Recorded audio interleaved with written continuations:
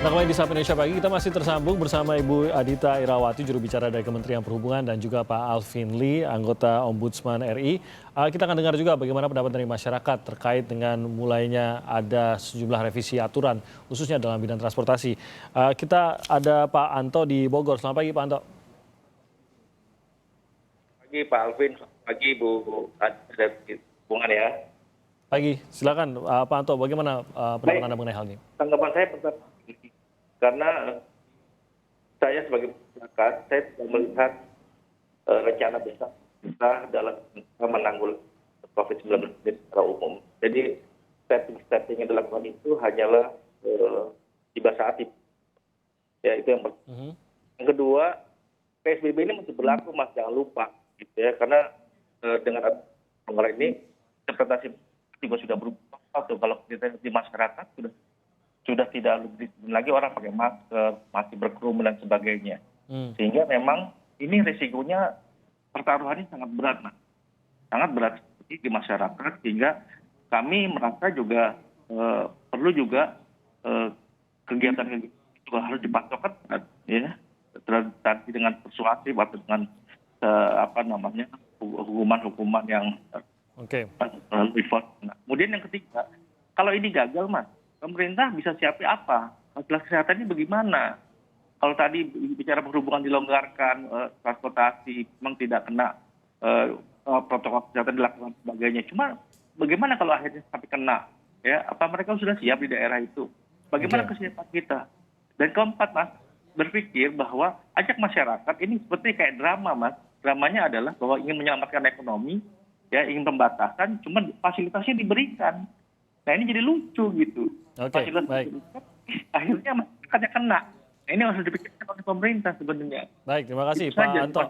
Terima kasih, Mas. Terima kasih Pak Anto sudah menghubungi kami. Kita ke Pak Yayat di Bandung. Selamat pagi Pak Yayat. Selamat pagi Pak Timothy, Bu Adita dan Pak Alvin Lee. Pagi Pak. Kami dari Kabupaten Bandung.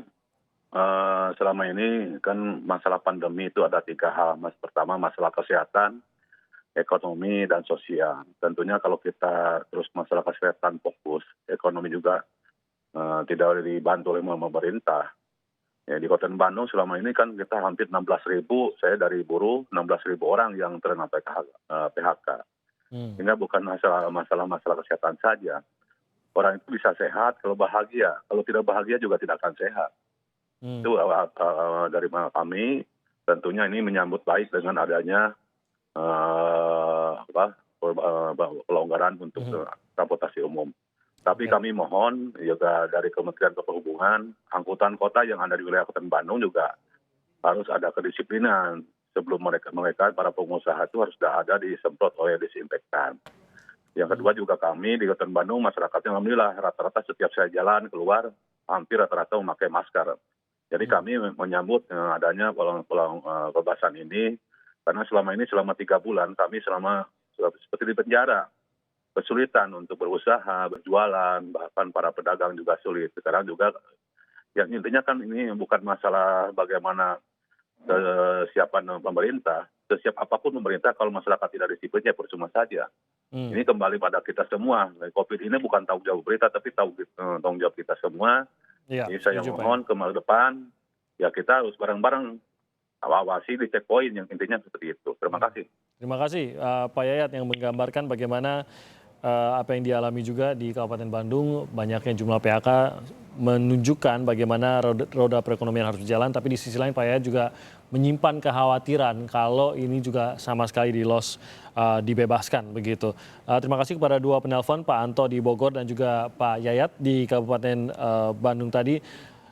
Mungkin Bu Adita pertanyaannya terutama terkait yang dikatakan Pak Yayat tadi, mungkin kalau saat bandara, Pak Alvin juga tadi sudah menggambarkan, kalau di bandara dirasa udah standar internasional lah, sudah sangat steril, sangat bagus pengaturan dan lain-lain.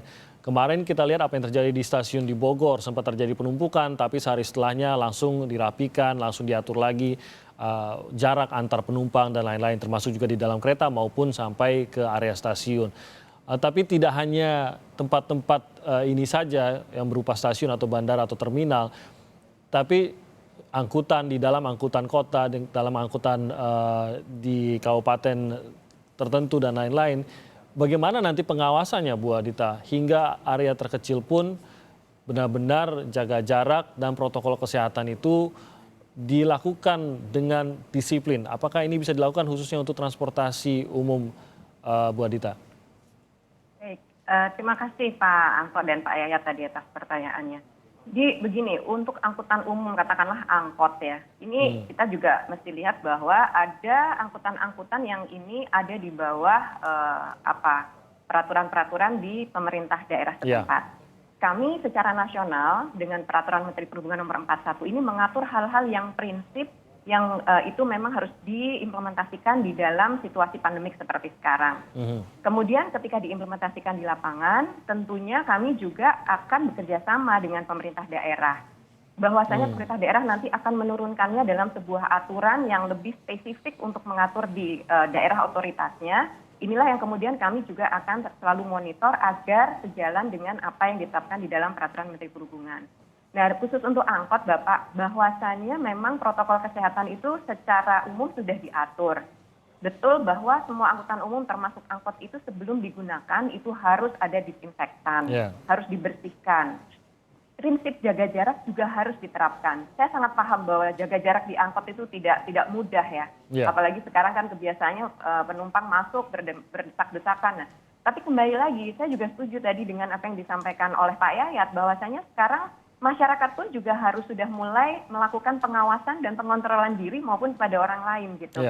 Jadi ketika kami membuat regulasi, pemerintah daerah menurunkannya, ada juga pastinya pengawasan dan sanksi-sanksi. Namun kalau kemudian masyarakat sendiri tidak mencoba untuk mendisiplinkan diri dan melindungi dirinya sendiri, ya saya rasa ini tidak akan bisa berjalan dengan baik. Jadi kembali Timothy, aturan ini dibuat dari Menteri Perhubungan adalah hal-hal yang bisa berlaku untuk seluruh Indonesia, diturunkan di daerah disesuaikan dengan nantinya karakteristik dan kondisi masing-masing di daerah. Tetapi yang penting adalah semua pihak saya rasa saat ini harus punya spirit yang sama. Bahwa kita harus bisa kemudian mencegah penularan itu dimanapun, ya termasuk di transportasi umum.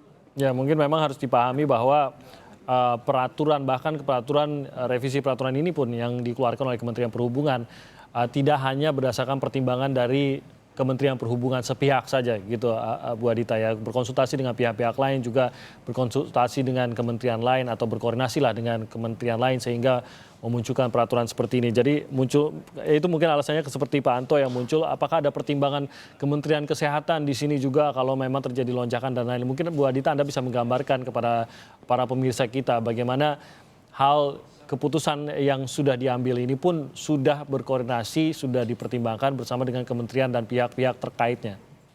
Ya, mohon maaf tadi ketika Pak Anto bertanya saya agak kurang jelas, jadi tangkap tadi pertanyaannya. Betul sekali, proses pembuatan peraturan ini tentu tidak bisa dilakukan sendiri oleh Kementerian Perhubungan. Seperti yang saya sampaikan tadi, dalam situasi pandemik ini kan hal-hal kesehatan itu adalah yang utama. Tidak mungkin kami kemudian melakukan penetapan sebuah ketentuan tanpa mempertimbangkan faktor-faktor prioritas tadi.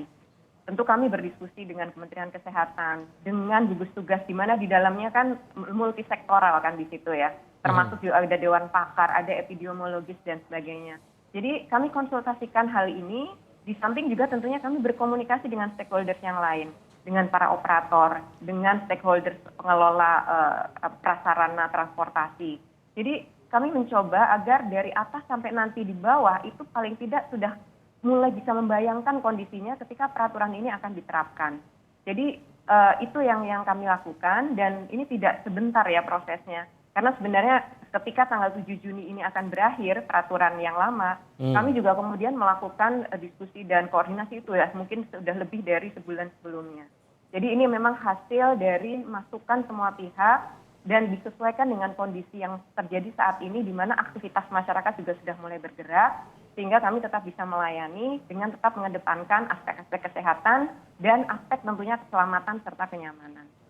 Oke, Pak Alvin, menurut Anda bagaimana Pak Alvin tadi tanggapan atau menanggapi dari kedua penelpon tadi, khususnya mengenai bagaimana agar aturan seperti tadi sudah digambarkan oleh Ibu Adita, bagaimana aturan ini juga bisa menjadi salah satu acuan juga khususnya bagi pemerintah daerah yang melalui dinas-dinas terkait akan membuat atau meregulasi angkutan-angkutan di level terkecil di daerah mereka yang pengawasannya akan jauh lebih sulit dibandingkan pengawasan sebuah bandara atau stasiun.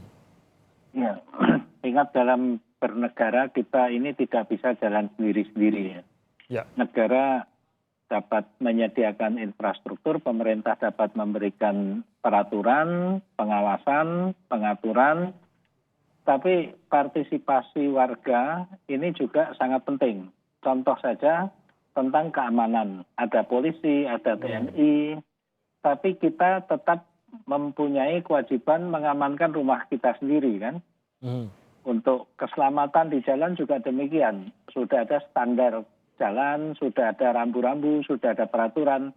Tapi bagaimana kita berperilaku di jalan itu juga akan berdampak terhadap keselamatan diri kita sendiri dan keselamatan orang lain. Demikian juga dalam menghadapi COVID ini. Pemerintah dapat membuat peraturannya, menyediakan infrastruktur, menyediakan sistem.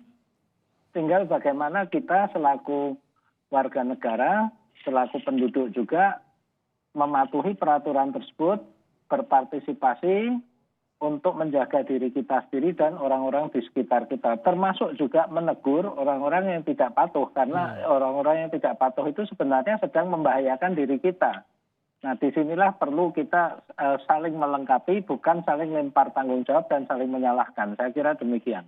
Oke, Bu Adita, terkait dengan revisi peraturan ini, kita tahu kan akan ada beberapa tahap juga nih nanti, terutama setelah kita akan pantau bagaimana masa transisi PSBB di sejumlah daerah, termasuk Jakarta ini apakah akan membaik dan lain-lain, terutama juga zona-zona lain apakah sudah mulai menjadi zona hijau, bahkan zona bebas COVID yang kita harapkan begitu. Tapi apakah juga ada kemungkinan kalau terus memburuk maka justru peraturan akan diperketat lagi? Apakah ada kemungkinan itu juga, Bu Adita?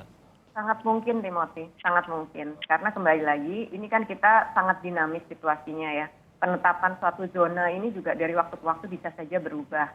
Sehingga memang kita lakukan tahapan untuk beberapa moda transportasi. Jadi tahapannya kita akan mulai, kemudian nanti di akhir bulan Juni juga akan ditinjau kembali. Pada prinsipnya semua moda juga akan kami evaluasi. Karena kembali lagi ini suatu aturan yang dalam situasi dan kondisi yang sekali lagi ini tidak biasa, tidak normal ya. Sehingga memang evaluasi dan kemudian melakukan penyesuaian itu sangat mungkin dilakukan. Dan tentunya kembali lagi ketika melakukan kajian evaluasi dan penyesuaian, kami tentu tidak akan lakukan sendiri. Kami akan menyerap masukan dari semua pihak, termasuk juga tentunya dari masyarakat pengguna transportasi. Kalau ada mungkin pihak-pihak, mungkin kalau maskapai penerbangan lebih sulit lah, pengawasannya lebih gampang soalnya. Tapi kalau ada pihak-pihak penyelenggara transportasi yang melanggar, yang tadinya kapasitas 70% ya ditingkatkan sedikit dan lain-lain, apa yang akan mereka hadapi, Bu Adita? Mengingat seperti yang Anda katakan tadi, ini kondisi yang tidak biasa. Ya, di dalam peraturan sudah tegas disebutkan di situ. Bagi operator yang kemudian terbukti melakukan pelanggaran, ini ada sanksi administratif mulai dari teguran sampai denda. Dan kami juga di peraturan sebelumnya juga sudah menerapkan itu kan untuk beberapa operator. Jadi dalam hal ini kami tentu tidak main-main ya dalam menerapkan peraturan, dan kami juga meminta kepada semua stakeholders khususnya para operator juga bisa mematuhi hal ini. Karena kembali lagi ini bukan hanya soal kesehatan dan keselamatan penumpang, tapi sebenarnya kan juga reputasi dari operator dan stakeholder sendiri yang sekarang ini sedang dipertaruhkan. Membangun kepercayaan publik gitu, agar mereka percaya lagi untuk bisa menggunakan transportasi di moda apapun. Ini kan sesuatu yang juga nantinya akan bermanfaat buat operator kalau mereka bisa menjaga kepercayaan masyarakat itu. Baik, Pak Alvin, dari Ombudsman sendiri ada rencana apa untuk memastikan ini juga bagaimana masyarakat melihat dan juga bagaimana pemerintah ini, karena kita benar-benar mempercayai Kementerian Perhubungan ini menjadi perwakilan dari masyarakat, dalam arti perwakilan Kementerian Perhubungan lah yang memahami apa yang terbaik untuk masyarakat agar masyarakat tetap terlindungi, tetap diutamakan keselamatannya pada saat menggunakan transportasi di Indonesia. Apa yang akan dilakukan oleh Ombudsman? Baik, tugas Ombudsman adalah mengawasi pelayanan publik dan menjamin terpenuhinya hak-hak publik terhadap pelayanan publik itu. yang sudah menjadi agenda besar Ombudsman saat ini adalah bersama-sama dengan pemerintah merumuskan standar baru pelayanan publik untuk semua sektor, termasuk juga sektor transportasi. Standar-standar seperti apa yang perlu diperbarui agar masyarakat juga paham apa yang dapat diharapkan dari pelayanan publik dan apa juga kewajiban pengguna pelayanan publik ini agar hak-hak mereka juga terpenuhi. Ini tidak mudah, kami harus berkoordinasi, berkonsultasi juga dengan Menteri Pendayagunaan Aparatur Negara dan Reformasi Birokrasi, Menteri Dalam Negeri, dan berbagai kementerian untuk mendorong dirumuskannya standar baru pelayanan publik ini secepatnya agar kita ini update, tidak menggunakan standar lama dalam kondisi baru ini. Standar tersebut juga akan membuat kita beroperasi lebih aman dan nyaman juga di tengah pandemi yang masih belum kelihatan ujungnya ini, Pak Alvin ya. Benar, sangat benar, Mas. Baik, Pak Alvin Lee, anggota Ombudsman, terima kasih banyak sudah bergabung bersama kami. Ibu Adita Irawati, juru bicara Kementerian Perhubungan, terima kasih juga sudah berbicara bersama kami dan juga menjawab sejumlah pertanyaan dari penelpon pada pagi hari ini. Terima kasih.